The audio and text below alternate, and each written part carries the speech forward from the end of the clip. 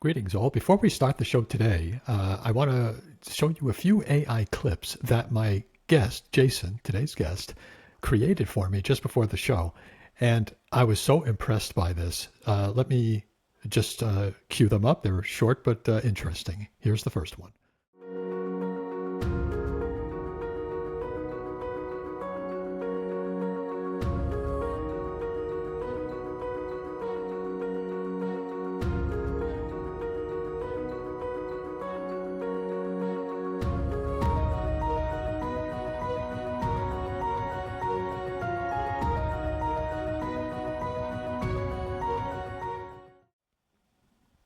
And here is the second.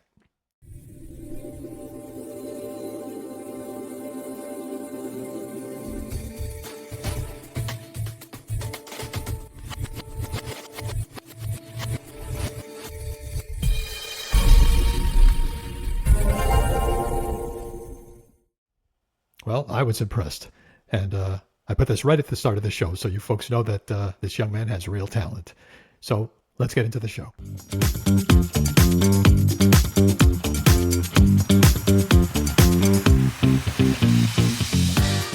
You're skeptical of the state. You're getting over the myth of authority. But the state is still formidable. Or is it? You've got a front row seat in the transition to a free society. Let's dive headfirst into The White Pill Box with your host, Mark Maresca. Greetings, all. Thank you so much for joining today. Today, I'd like to welcome as my guest Jason of the podcast Drop the Mask. Jason, welcome to the White Pill Box. Hey, Mark. Happy to be here. Thanks for having me. You're welcome. Jason calls himself a former and future podcaster, host of Drop the Mask, and co-host of If by Whiskey. Jason's an engineer in his spare time, and most of all, about to become a father. Congratulations, Jason. Thank you. Yes, that is definitely the most exciting thing in my life right now. And part of the reason why I call myself former and future podcaster, taking a little bit of a break. I got kind of burned out, and plus there's so much to get ready for with a baby on the way. So yeah, I've been busy doing some other things, but definitely, yeah, go check out my podcast, Drop the Mask. And If by Whiskey's still going, my co-host there is also named Mark Poles. He is having someone else fill in for a while. So still go check that out. They do great stuff over there. And I will absolutely link to your content on Rumble and on X Twitter, of course. And you'll see that, folks, in the show notes. Jason and I only recently met. I came across his work and I got curious about what he thought because he was talking a lot about, not a lot, but something, some aspects of psychology and how it ties in. Before we get into that, Jason, I'd like to get you to talk a little bit about your journey, how long you've been a part of this movement, how long you've believed what you believe, just sort of an overview. Yeah, so I've always been kind of a conservative-ish libertarian, and I was pretty apathetic about politics until around 2015. And that's when Donald Trump decided to announce his candidacy for president.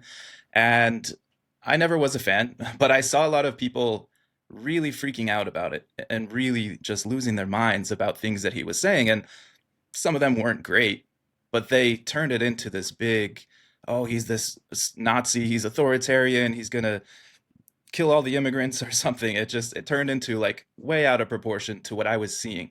And then on the other hand, the people that liked him, I also didn't understand what are you seeing? Why do you love him? So like people really, really are devoted to Donald Trump, the people that love him, right? So on both ends, I was confused and I'm like, what is going on here? And you mentioned the psychology. I really wanted to understand what's happening. Why do people see one thing and some people see another? And then I came across Scott Adams. I don't know if you're very familiar with his work, but he does the Dilbert cartoons, obviously. But he started doing this podcast called Coffee with Scott Adams. And every morning he would just kind of talk about the news. And he was very heavily focused on the persuasion aspect of it.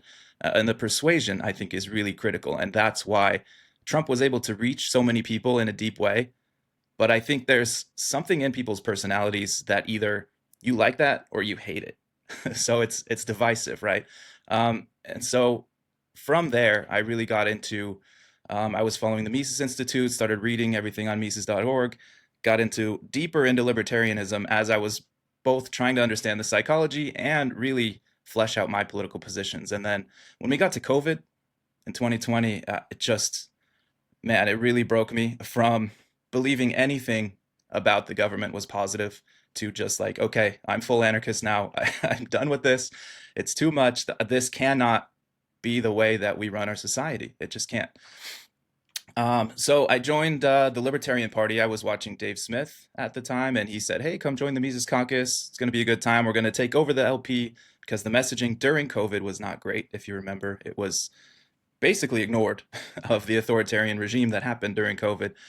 And so I joined the Mises Caucus. I was part of the Reno Reset, went as a delegate for Arizona to that. And then things started to fall apart when Dave Smith dropped out. I think that really took the wind out of the sails of a lot of people there. And we know how 2024 turned out. Chase Oliver was a fine candidate. He's a nice guy. I've met him, but just wasn't bringing that same energy and the same communication skill of the message that I would have liked. So, yeah, I've kind of dropped the position of doing anything in the party. I don't know how effective that will be because even within the Libertarian Party, there's factions, right and left, and you can't really escape the political duopoly, even within the LP. So, yeah, fast forward to now, I'm just trying to still understand, still learning. I haven't been an anarchist that long, so doing a podcast was kind of my way of, one, helping myself to be able to communicate these ideas, and two, really just learning as I go. So I got to interview a lot of cool people like Keith Knight, Clint Russell, Andrew Heaton, one of my favorite interviews. So definitely that stuff is still good out there. Go back and watch their evergreen episodes. So here we are.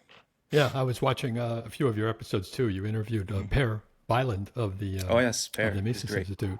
Yeah, I've read some of his stuff, and it's awesome. You mentioned COVID, and I've thought a lot of.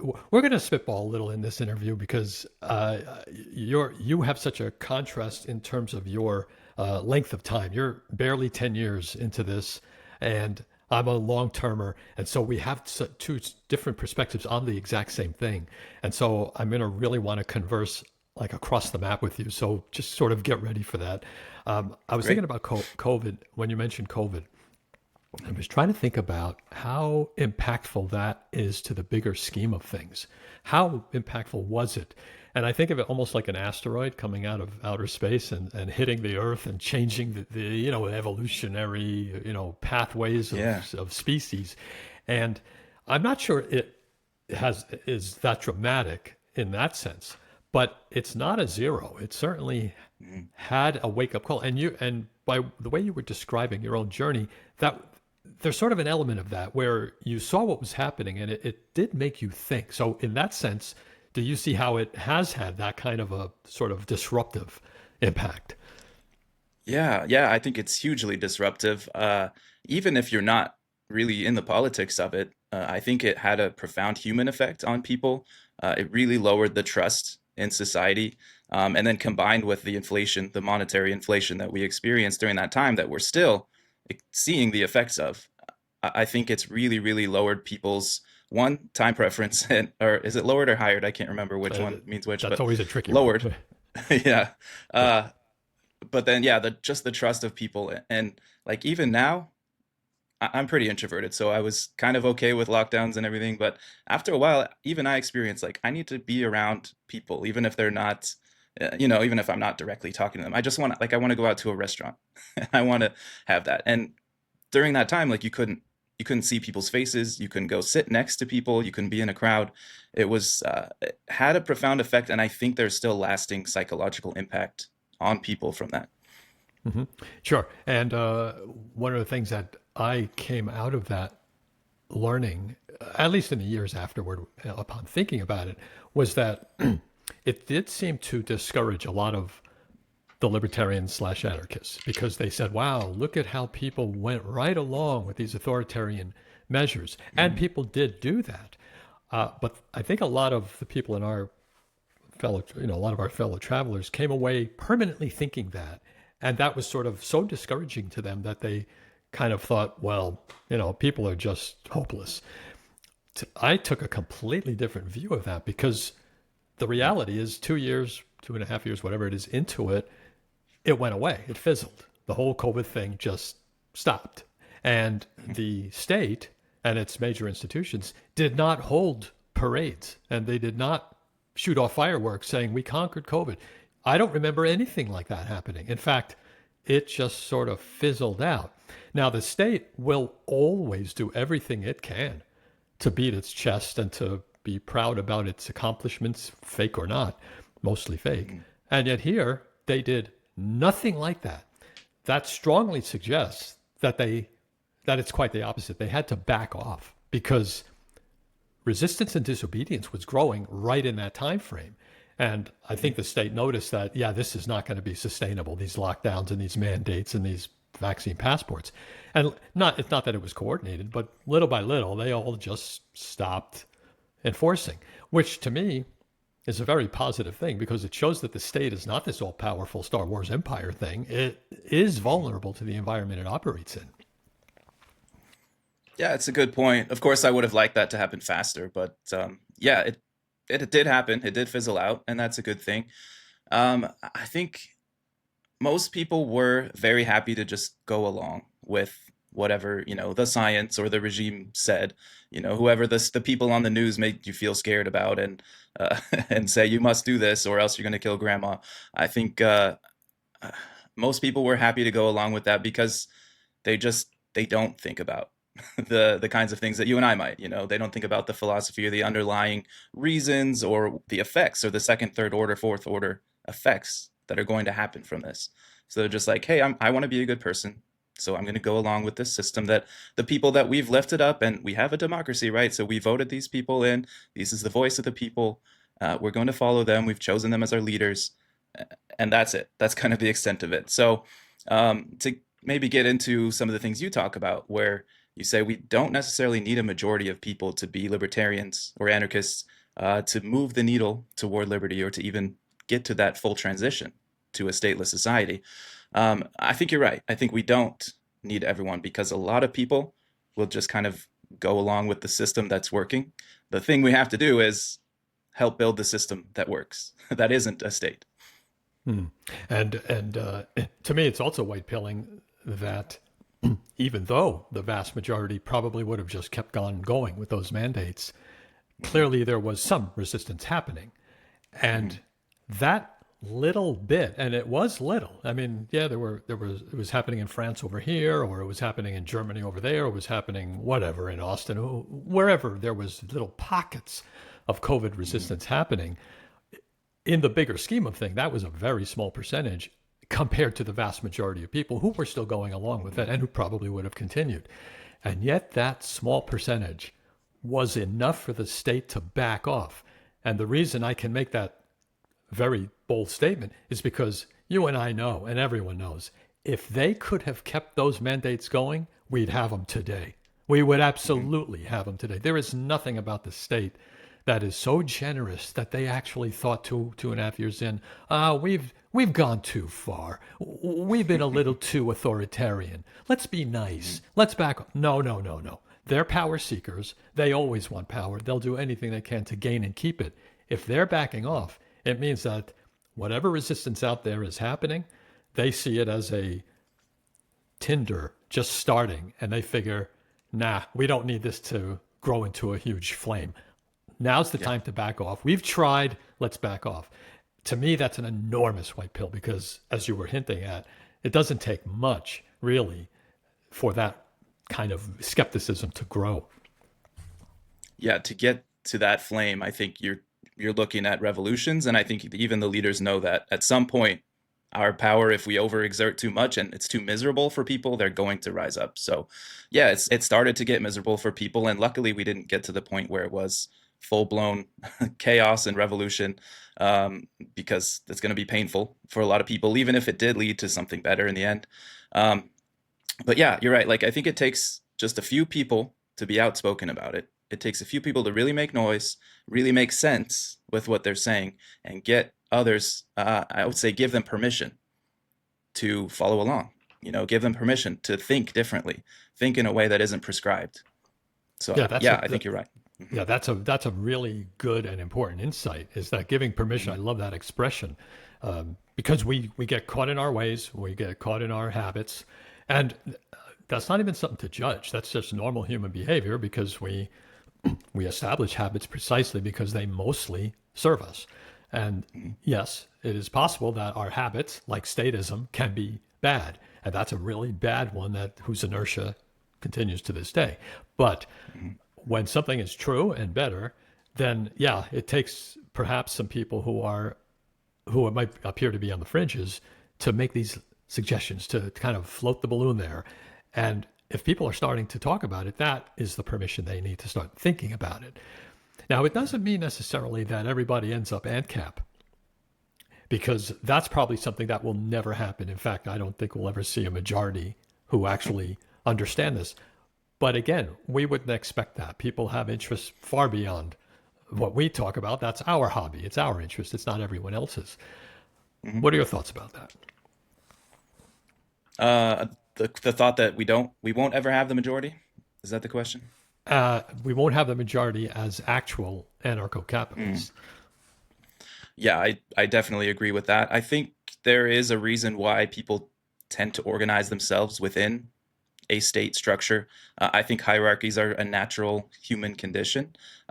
What they don't naturally have to be is something that is done through democracy or divine right of kings or any other of these myths of, hey, this gives you authority. We had a vote. Oh no, God said that this guy is your ruler. Whatever the myth is, that's what I think we don't need. If you want to buy a car, right? There's a company that has to make cars. So someone's up there telling how to run the production, and we regard that as a legitimate authority in that, small case, right? But they don't then have authority over our healthcare, or they don't have the ability to tax us to pay for their production lines, right? So yeah, I don't think we need that. Again, we just have to try to build things that work, that don't require state intervention, and show that it actually can work. Because this is what you talk about, right? The myth of authority is something that people are indoctrinated to. It's something we're born into. We don't know anything else. We've never lived. You and I have never lived in a society that is free of a government. So it's really hard for people to imagine what that would look like. And if you start reading some of these thinkers, Mises, Rothbard, and anyone else you want to think of, it really spells out how it can work, and we can do that. But we don't need everyone to go read those theories. We don't need that. Again, just show it. It can work. I've used the metaphor of a bucket of skepticism. And so this bucket is the skepticism that would have to reach some tipping point, presumably when the bucket fills. And it's at that point, when it starts to spill over, where the state cannot function anymore, because that comprises enough of a level of disregard, disobedience, mocking, rebellion, whatever it is, so that the state it's not an environment the state can function in anymore. So honestly, for 95% of all my time as a voluntarist / anarchist / libertarian, I genuinely thought that the only thing that contributes to that bucket filling is a pure anarcho-capitalist red pilling, experience. And then your entire glass full of skepticism now gets poured into that bucket. And so under that thinking, which I don't subscribe to anymore, the only thing that fills that bucket are us. We're the ones who are kind of contributing to that as pure anarchists. I've completely abandoned that based on the psychological insights that I've managed to uncover in this series. And now I realize it's just a matter of tiny little thimblefuls of skepticism being added in little by little as people just generally get more skeptical, just from the influences, as you were suggesting, around them. So they don't have to become ANCAP. Now, if they become ANCAP, great. A whole cup full gets added. But if a thimbleful gets added, and you can multiply that by the millions upon millions, tens of millions, billions of people out there, well, you have a much better chance of getting that skepticism up to the point where it would have to eventually be an environment that is unsuitable for the state. So I see now that the general skepticism is actually a more realistic path forward. Yeah, I think that's right. And you could look at some historical examples. The American Revolution might be a good one. I highly doubt that everyone in the colonies back in the 1700s was looking through political literature and reading about how we might organize a democratic republic. But a few people did. A few people were really good at it, and they made a big change, right? They went from monarchy to something that should have been better, although we could debate about that, I'm sure. In some ways it is, and in some ways, yeah, democracy has led to the authoritarian state that we have now. But anyway, it was a change. It was in the name of freedom, in the name of, hey, there's a ruler over here, and why this is illegitimate for someone over in Britain across the ocean to have authority over us and to tax us. So that was at the root of it. And another one may be the collapse of the Soviet Union. Again, it didn't require the citizenry to go read about democracy or freedom or anything. It was, they knew they were being oppressed, and eventually that system just collapsed. And maybe that one, I don't know if it had so much to do with the people rising up, because they seemed well, yeah, we could talk about that, I guess. Yeah, Now I I'm do second think, guessing my statement. no, I think you're right. I think the people actually had more of a role in that than we generally hear about, but it's more of a role where the dissatisfaction trickled up and became so wide and broad, even though it might not have been visible, that it overtook the level of the middle elite, let's say, the administrators, and eventually, the law enforcers. And that bled right up to the Kremlin itself, to where major leaders were starting to get this sense that, people are not liking this. They're not happy. They're not feeling our legitimacy in the same way. Again, I don't know that they would have spoken in those terms, but there was just a sense that the ice below us is starting to crack, and we're not sure why. And that ice would be just this generalized dissatisfaction. And of course, that led to the end of the Soviet Union, which is one of the best examples, including the fact that it happened quickly. 70 years was the lifespan of the Soviet Union, but it was only in that last 4 or 5 years, maybe, that things really started to collapse. And it was in the last years that it finally happened, which shows us that these kind of changes can happen, and in fact do frequently happen quickly. The American Revolution, that was actually a span of maybe 5 or 10 years only, and not much more. Slavery in the United States and in the worldwide happened over a couple of decades. Geez, in the human historical scale, that's a blink of an eye. Prohibition ended quickly because that was unenforceable. So all these things show that, as you said, the people don't have to be scholarly. It just takes a little bit of skepticism to sort of add to those buckets, and at some point it's a done deal. Yeah, slavery is a great one. Can we touch on that a little more? Yeah, absolutely. Let's go for it. You use that in your series, and a lot of people think like, oh yeah, the North was just against it and everything, and then it was just the South, these backwards people in the South hanging on to it. But really, in the whole country, it was only a few people that really cared about abolition for a long, long time. And freeing the slaves was maybe an accidental consequence of the Civil War, rather than the purpose that most people think it is. So to your point, it really only took a few people to make noise about this, and then, even in the North, they were very racist. They didn't want the freed slaves coming into their neighborhoods and living there. So it wasn't just like there was a whole half of the country on the one side. There was, again, just a few people across the nation that were vocal about it, and turned it into an issue. And slavery is such an interesting issue too, because it has a dual component that were both major factors. One of them is, we'll call it the moral aspect, the fact that humans were awakening to the idea that it is just wrong to enslave another human being. And that very thought, that very skepticism about that pretty much never existed in human history. So here was this germ of a new idea, an individualist-oriented idea. And that lit like fire through the churches and the pundits and just in people's conversation. It was like, yeah, it's not sitting well with us anymore. It took a couple of generations for that to really internalize, but that was a major factor. But the other one, parallel with that and unrelated, is the fact that this also was the beginning of the Industrial Revolution. And so technology itself, machinery, efficiency, was starting to make slavery just really, really costly. So that's one reason, and you kind of hinted at it before, where it may not be so much that the immorality of it had an effect, which I think it did, but also it was just like plantations were just going bankrupt. This isn't a way to run things. Yeah, it's actually not very economical to use slaves. Right, right.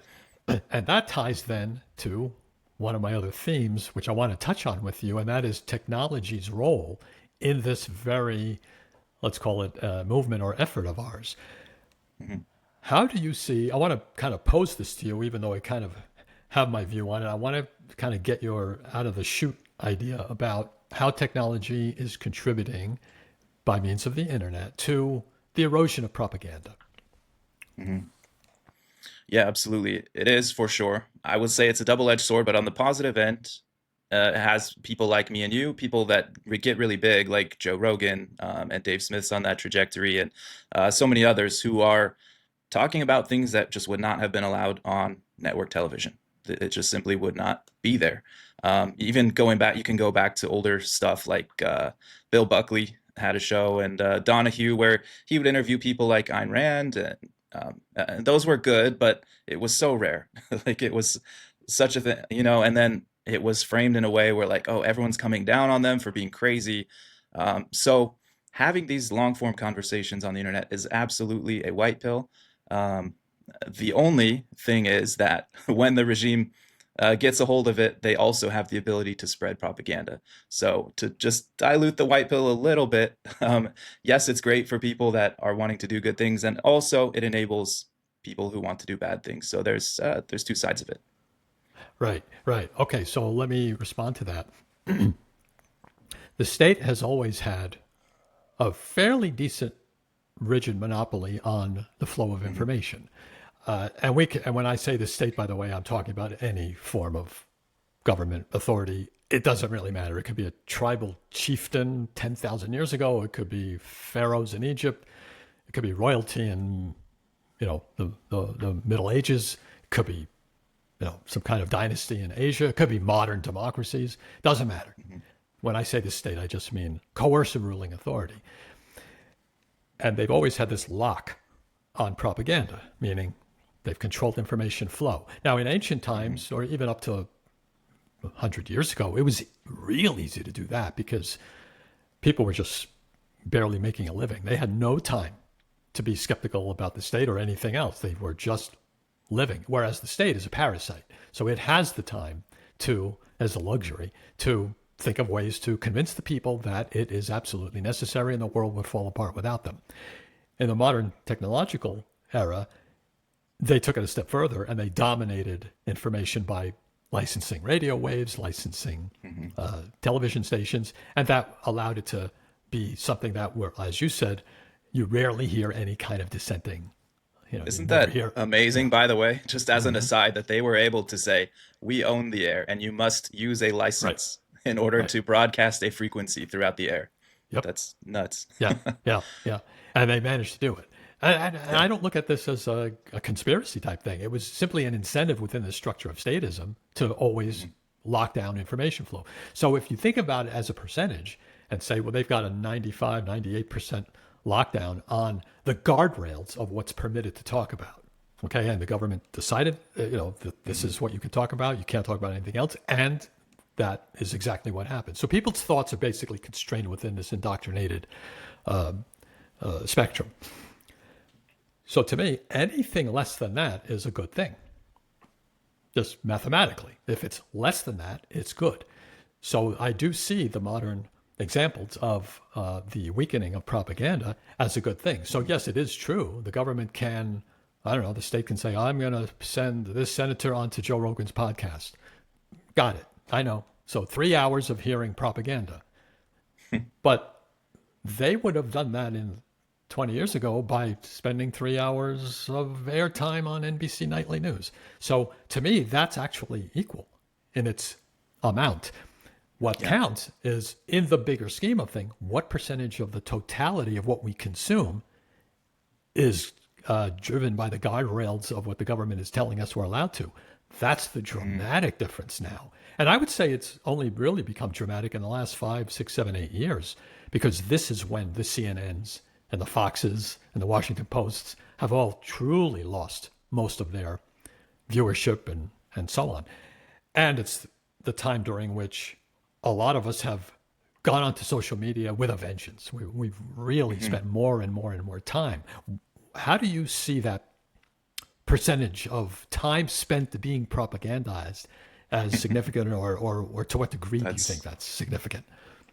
That's a really, really good way to frame it. I like that, just because it went from, like you said, almost 100% of control from the government over the media to, for me, I would say I consume almost zero of the government propaganda at this point. I don't have cable. I'm not watching like network TV or anything like that anymore. It's all podcasts, YouTube that I choose to listen to. That I don't know, there may be some interference there that I don't know about. That's possible, but I'd say on average, as a whole, for the United States, it's probably less than 50% now that are consuming the mainstream channels like they used to. So that's a big difference, going from almost 100 to less than 50. That would be my estimate. Have you thought about the importance of propaganda in its causal role in sustaining the belief in authority? And when I say causal role, I mean that in a very precise scientific way. It is the very reason that the myth of authority sustains itself. And then it's actually a causal loop that I've talked about. The belief in authority literally, like scientifically, being the causal reason we have a state. You don't get a state without the myth. You don't get the myth without relentless bombardment of propaganda. And now you have this loop, so that, myth leads to state. State is incentivized to propagandize, obviously. Successful propaganda sustains the myth, and you got yourself a nice, solid, relentless loop there. Yeah, I like it. I'm inclined to agree. I would, just to try to question a little, go back to what I said earlier about people kind of tend to organize themselves in these hierarchies anyway, and they're also inclined to take shortcuts. And what I think the government is people see it as a shortcut. Well, some people over here don't have enough. Let's just, everybody pitch in and we'll make it mandatory, and then we'll give you welfare. That's kind of the shortcut to, instead of having for me to worry about, which charity should I give to? It's done for me. So I don't know if it's the cause, but I would certainly say that propaganda is one of the major causes of the myth of authority. So I would have to think about it a little bit more. Yeah, maybe that would be worth exploring, but the propaganda is certainly there. It's certainly powerful. We're indoctrinated from the beginning, so we don't know anything else. And if you look at the COVID era, that might be a good example. We heard things like stay home, stay safe. You have these little messages that, you don't want to kill grandma. Social distancing, that was another one. Flatten the curve. We have all of those kind of propaganda terms that really got people to think that they were doing the right thing in supporting the state. So it's also like a layer effect, right? It's not like saying exactly, trust us, we're going to lead you out of this. It's saying, hey, you want to do the right thing for your fellow people. And then on the back end, that just happens to be the thing that enables the state, right? But a very interesting question. I think you're onto something for sure. Yeah, that's such a good point too, that you brought up how propaganda has all these different faces. You brought up one which in the COVID era was, you want grandma to live, don't you? Right? So basically, I guess that might be guilting you into behaving a certain way. You'd be a bad person if you didn't help out grandma, or trying to give you some sort of sense of pride. You're a good citizen. You're good. I'll pat you on the head. Now you feel good that I pat you on the head, right? And I feel better. I feel like I've done my part. I've done my part. All these little phrases. But then other aspects of propaganda, which probably dominate a little more today, is fear. If you don't do this, you're dead. If you don't take the shot, you're dead. If you don't, support the state, then we have Mad Max anarchy, and we're eating each other. See, we're all afraid of those things. Well, we don't want that to happen. Well, then obviously you need a state to prevent that.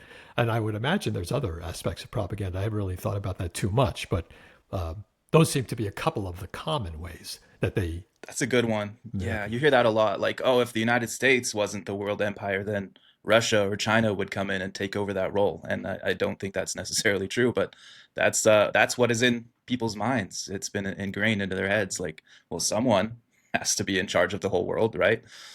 Yeah, it's very weird. The other way I've looked at it is from the state's point of view and propaganda. So I think it's more like a thought experiment. Like, why do you never see the state backing off from propaganda, just doing less of it? Because it is, after all, a really, really resource intensive effort. They got to keep on it Hmm. constantly, relentlessly, bombarding us with it, trying new things. That seems like that seems exhausting, frankly. And so Yeah. you would think that if they could get away with 5% less propaganda, they would say, "Sign me up," because this is exhausting. I'd like to get away with 5% less. No, we actually never see that. We don't see that across time, history. We don't see that across geography. Like, no state ever does that. Every state bombards us constantly. To me, is a reasonable suggestion that they are doing the minimum they can do. Like, they have to do it. In other words, putting it more bluntly, if they were to contemplate putting or letting their foot off the gas a little bit, they see that as existentially catastrophic. Cannot do that. We cannot do less propaganda. Okay, Yeah. well, if the state would see it as like suicidal to even let up a little on propaganda, what does it mean that the internet has come along and said, "Oh, I don't really care about that. You will, as of now, have less propaganda because I'm going to give people a lot of other content to absorb, and I'm undermining your propaganda, like it or not." What do you think? Yeah, a lot there. I'm thinking about the interview with Donald Trump. I think it was just this week where he is just outright saying, "No, prices are down. No, gas prices are down. Your food costs less. Healthcare costs are going down. What are you talking about?" And everyone that exists in reality knows that that's not the case. So propaganda is the opposite of truth, right? So the more that the state expands, the more it takes under its control. And we know economically that the state cannot provide a real benefit. Well, I won't say a benefit, but it cannot fix the problems that it claims to want to fix economically. It can't take in money and then have this bureaucracy and also pay for magically more things than you would get on a free market. It can't work. So the more that the state grows and envelops all these industries, it has to lie more. So it cannot back down on the propaganda. I think that's why you don't see it back down, and you probably see more of it.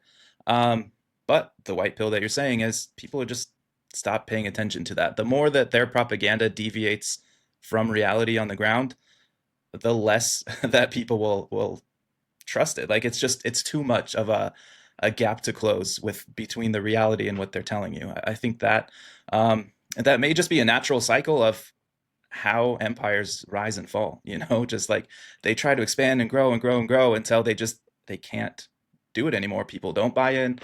They've totally gone out the other side and just said, nope, we're done. And that's when it starts to collapse. So I just hope what comes after the collapse is something better. that's my Right. that's my worry. Hmm. Your perspective is a roughly 10-year perspective. Mhm. Could you give a rough gauge of how propaganda has changed in the short time that I'm calling it short, in the time that you've been in thinking this way? Do you see a difference in scale? I I would say again, going back to the COVID stuff, I never. This may have been a unique thing, not necessarily just to change over time, but due to that unique situation, I would never have imagined to see something like the vaccine dance that was on Stephen Colbert's late night show. You may have seen that. Just straight up propaganda for big pharma. Go take this shot. Everyone, go take this shot. That was a pretty eye-opening experience to me because I just had never seen anything like that, and I don't know if it really has changed that much overall in 10 years. But again, with the internet moving the way it is and people being more apt to go seek their own avenues of entertainment and communication, uh, I think they're struggling. And you could see even when they try to censor certain points of view, it seemed a little dire for a minute when someone like Alex Jones, who I, have disagreements with, but I think he should be allowed to speak, he was censored across multiple platforms all at the same time in conjunction.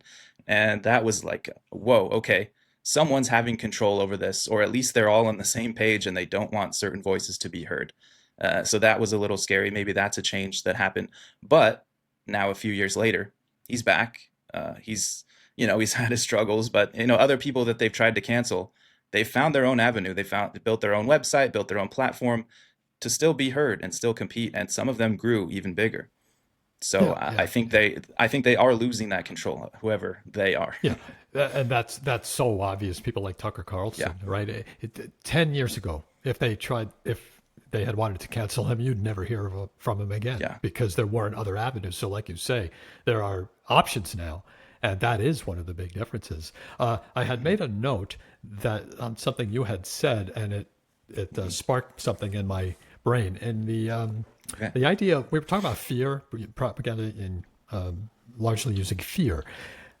But then I'm connecting that to something you wrote in an email. You said the big divide between the pragmatic approach, this is libertarian activism or strategies, the big divide between the pragmatic approach, which is participating in politics, versus principled or non-participating. I want to ask if you see any connection between that discussion and fear itself. In other words, is it possible that participants in politics are partly motivated by fear, perhaps fear sparked by propaganda? Yes, definitely. I mean, it always comes up in elections. So even if you take the libertarian part out of it, if you just look at Democrat versus Republican, you can see people say, yeah, well, I don't love this candidate, but I'm so afraid of what the other one's going to do that I must vote for this guy. So I think that's why when we end up with a race like Hillary Clinton versus Donald Trump, there were so many people saying, man, I'm just afraid. And even I might try to vote third party, but then I'm afraid that's a vote for the other party, So it's definitely the fear is there. Does that answer the question? Do you want to go deeper on something? I do. And that is really where I landed myself on it, that fear aspect. And then I kind of took that to the next step in the actual discussion about, or we'll call it debate and divide, as you said, between the principled and pragmatic approaches. I do get a sense that those who are pursuing the pragmatic approaches are at least partly motivated because they are afraid of something. Now, you could say that what they're afraid of could be grounded in reality. They're right to be afraid, but you could also argue that perhaps they are also taken in by some of the propaganda, and buying into it is what might motivate them to take pragmatic approaches. So I want to explore this pragmatic versus principled divide, but keeping in mind that maybe it is a bit of fear that could be motivating them. Would fear motivate you to participate? Is that what you're basically getting into? Yeah. I'm asking what you think about that.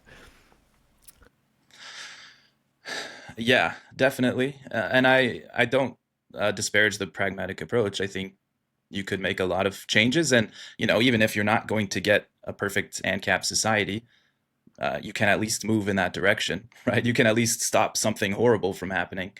Maybe a CBDC might be a good example. If one of the candidates promises, I'm going to do this, this is what we need. If like Elizabeth Warren gets out there and says that, I think it makes sense to join and, try to stop that at least. Some of the arguments, what do you see as the arguments used by the principled side for non-participating, or at least in general, non-participation? The argument is that by participating, you are legitimizing the state. You are giving somehow implicit consent that you agree to this system. And I don't agree with that necessarily. I kind of get it, but it's like I said, if there was just a straight up bill voting on a tax increase, yes or no, a yes or no question. You're not voting for a ruler.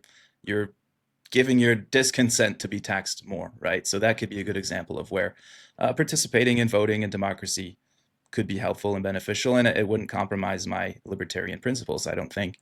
Um, so yeah, just that.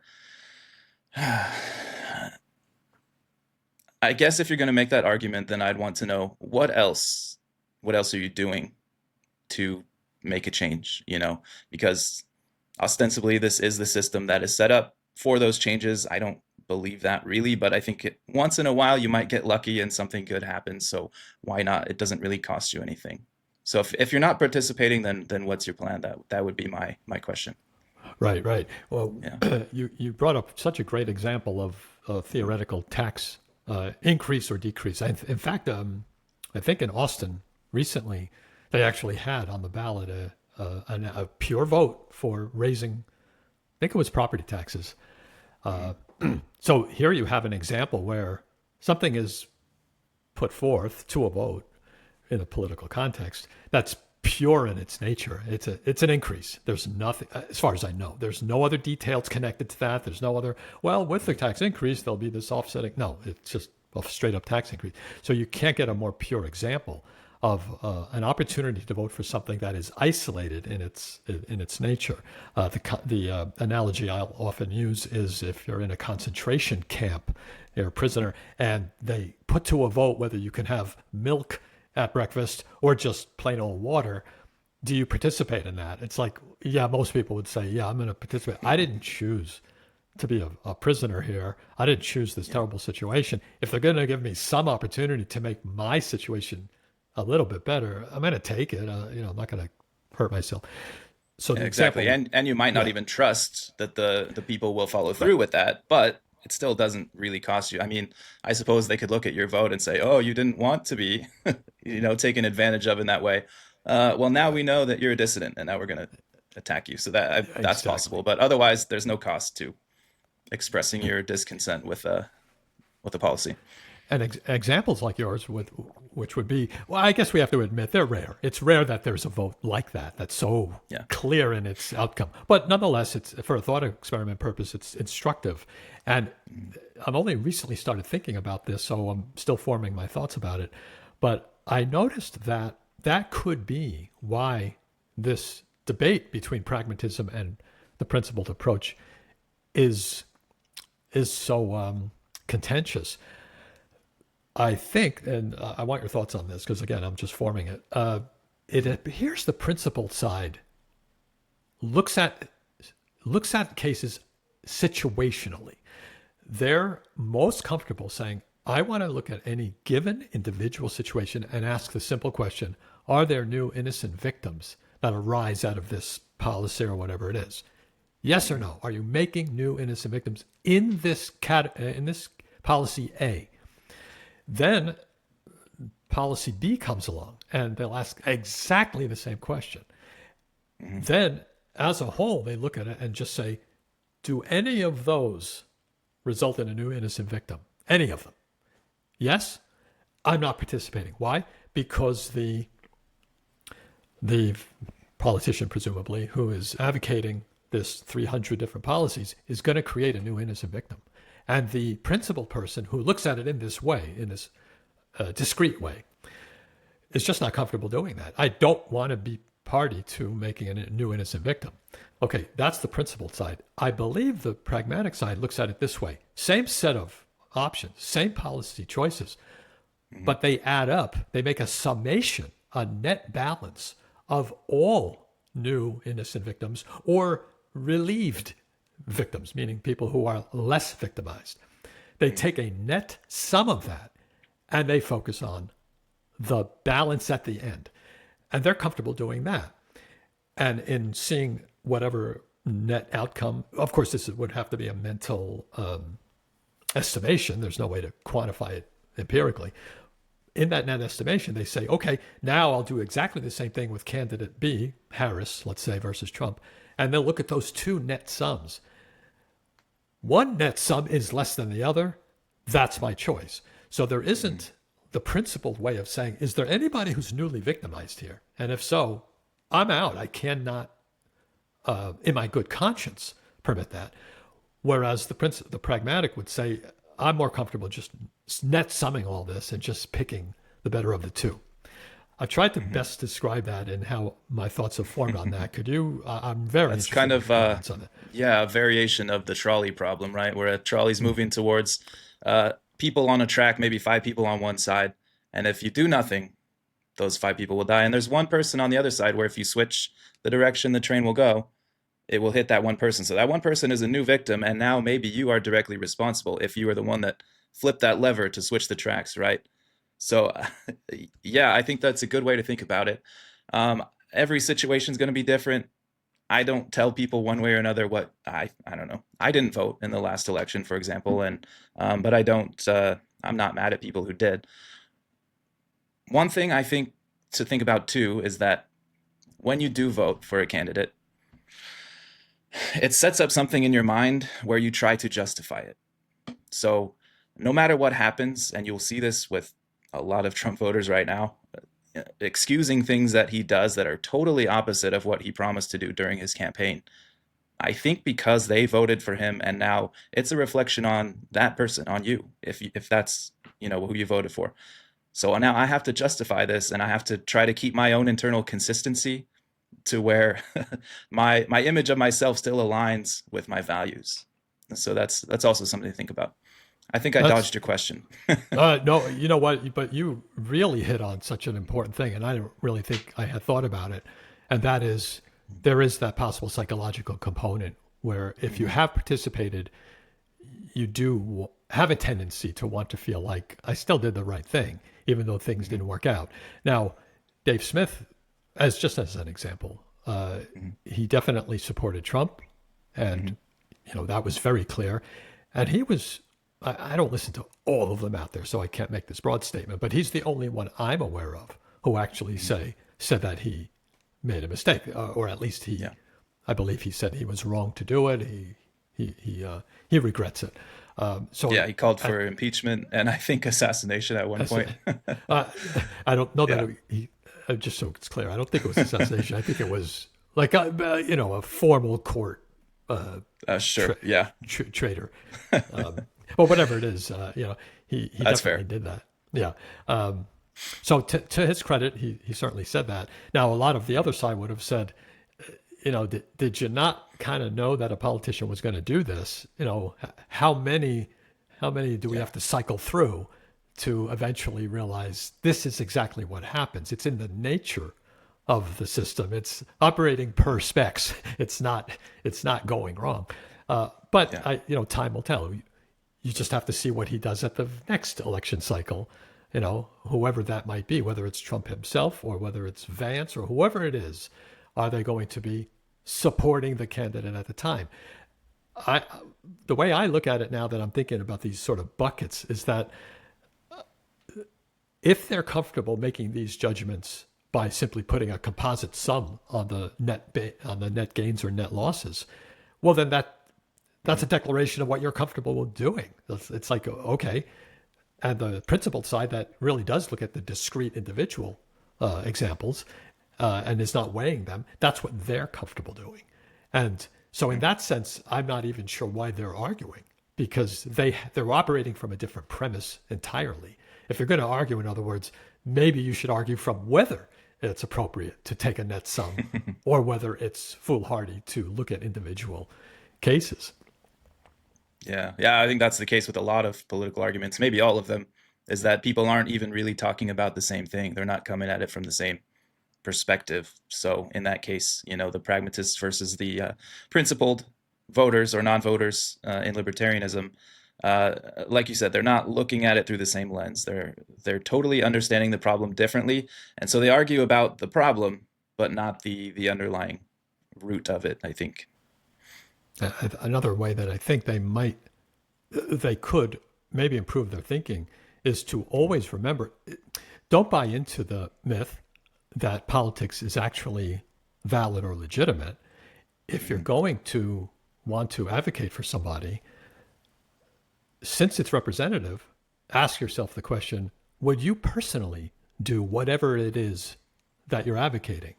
And I think that's very telling in how a person might respond to that. So, for example, if you are a person who says, I want greater border enforcement, okay, you can want that, but imagine yourself personally doing the enforcement, because that is what you're asking some other human being to do as your representative. You're not asking them to wave a magic wand and there be border enforcement.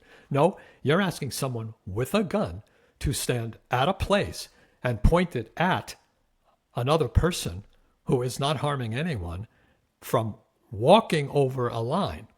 Okay, you might think that it's okay to have a military person do that, but are you personally willing to take that gun and stand there and point it at a person who is walking toward you across a line?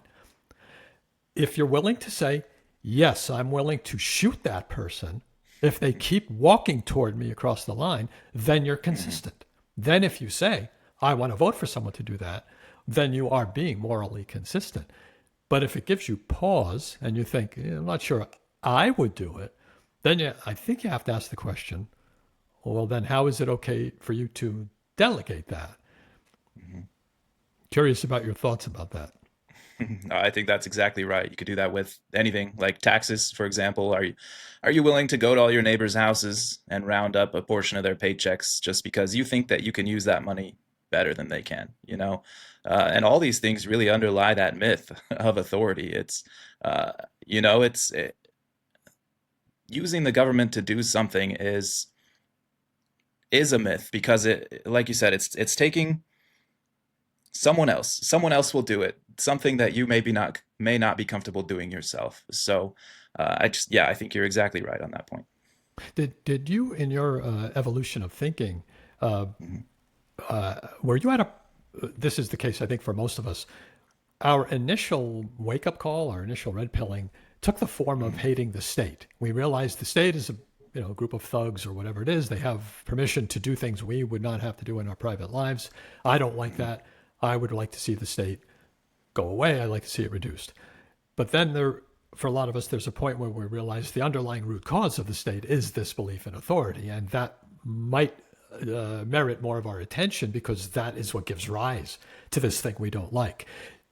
Is there a point in your evolution where the state might have been more of the focus of your attention and then you shifted more to the belief in authority, or was that always about the same? I'm curious about your history there. Yeah, I think because I came into it with a psychological perspective of kind of trying to understand why people believed certain things. And it started more of belief in people, right? Belief in a candidate, belief in Donald Trump, for example. Why do you believe what you do about that? So I think perhaps that made a natural transition into thinking that way about the state itself. And it took a while. It took a few years, I think, for me to really make that change. But I think from the beginning, I was looking at it as, oh, this is illegitimate. Why do people believe this? Why do people think this works? If we look at the results of it, is it really doing what you want it to do? And trying to understand that. So I think I didn't think about it too much, but it just kind of naturally went that way. You must have had a very critical nature of critical thinking, because I will be honest with you, for most of us, it really took a very long time to kind of get that insight that this belief is at the core of it.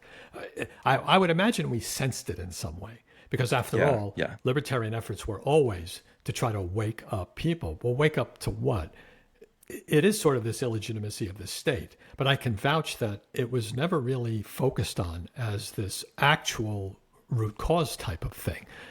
It was always the state. So you wanted people to elect better people, or eventually see a society where you didn't have a government.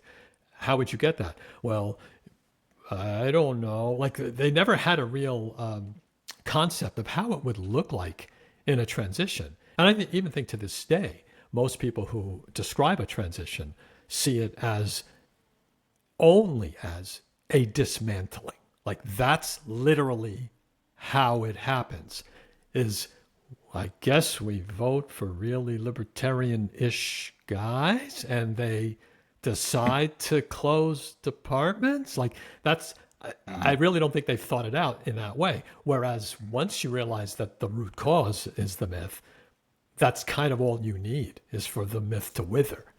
And the natural forces of psychological dynamics make it less desirable for power seekers to even assume roles in the state. Yeah. And Yeah. but you seem to have jumped to that. That's kind of I impressive to me.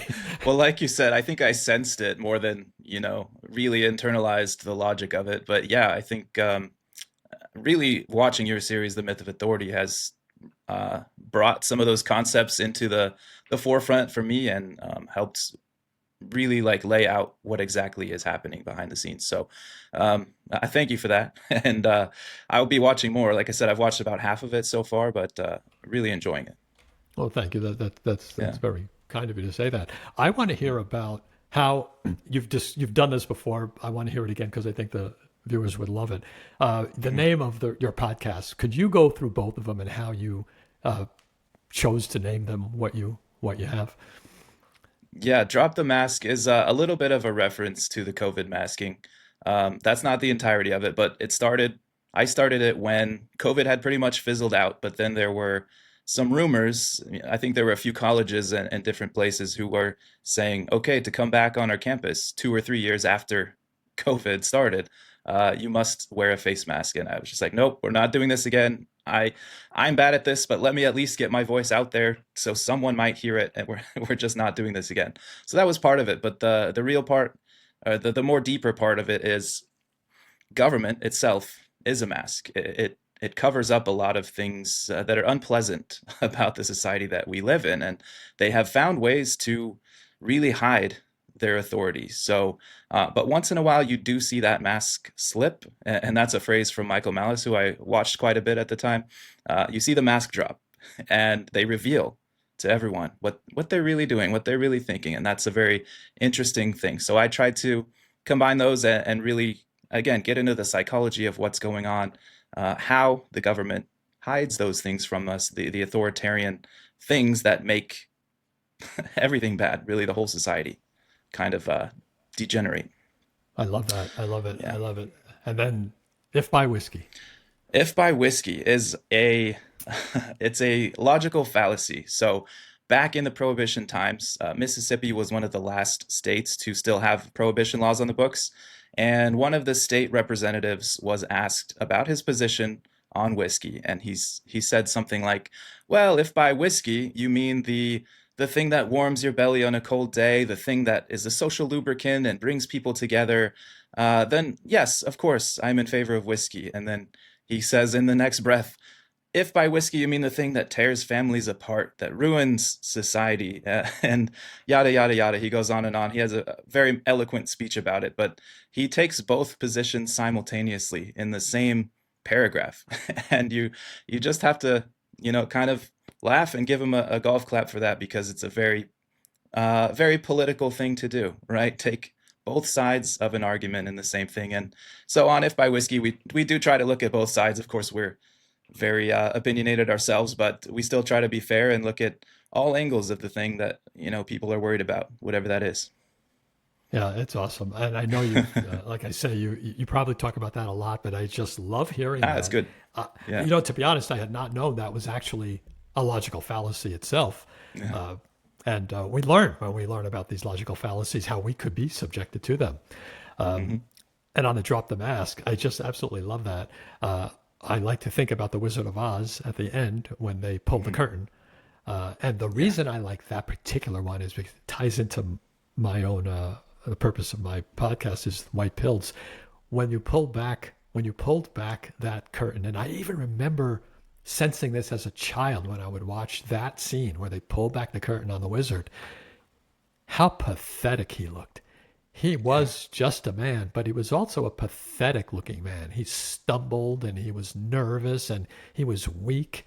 And that was the extent I thought of it as a child. But then as a metaphor now for the state, when you really drill down on the state, it's weak. It's a weak adversary. It doesn't look that way because they get to show us the dominant stuff, like the aircraft carriers and the SWAT teams and the flags that bring a tear to our eye. They have all that. But in the perspective of things, they are weak, like that wizard. They are nothing. And it's only that myth that makes people still think that they are that big, scary wizard. But the drop the mask to me is an awesome metaphor, and I think you really nailed it on that title. Thank you. Yeah, I'm glad you said that. That's another Michael Malice saying, is that these are not impressive people. And I think that's a really important thing for people to remember, is that these people that claim to be our rulers, that have so much power over us, they're really just people, and they're pathetic when you get down into the depths of it, because it takes a pathetic, weak person to want that kind of power, I think. Yeah, I agree. I've talked about the spectrum of toxicity, where the people who tend to gravitate toward power seeker or power roles can run the spectrum. It could be just a plain old busybody, a Karen, somebody who just likes to be in your business, but is otherwise just sort of harmless, except that's what they want to do, right up the scale to the psychopaths, at that end where they really want to manipulate utterly. And all of politics is everyone covering that spectrum of one kind or another, with presumably, I would think, fewer at that top end of true psychopaths. Most of them are probably well-intentioned busybodies, well-intentioned, I want to be in your face, I want to be in your business, I know better than you type of attitude. But unfortunately, that's all it takes, because, the attractiveness of politics makes them want to go into those roles. Could you, we're about at the hour, a little past. I wanted to give you time to talk about your podcast, where they're at, what your plans are, aside from the most important plan of being a dad. Yeah, I'll probably be off for a while, but If by Whiskey is still going. I still do some of the production stuff on there, and I'm involved, but with my co-host Mark, and he's got a new guy, Jake Day, joining him soon. So check that out Wednesdays. It is live streaming Wednesdays at 8 p.m. Eastern time. But of course, you can always catch it on our Rumble channel. Most of all is where we like to point people. We're on YouTube and all the platforms, but rumble.com/ifbywhiskey, you'll find it there. Oh, wonderful, wonderful. And again, folks, I'm going to link to all that in the show notes. Jason, it was really, really, really great to meet you. You're a great guy. Yes, likewise. You're well-reasoned. And, I hope we can do this again. Keep up the good work, and congratulations to you and your new family.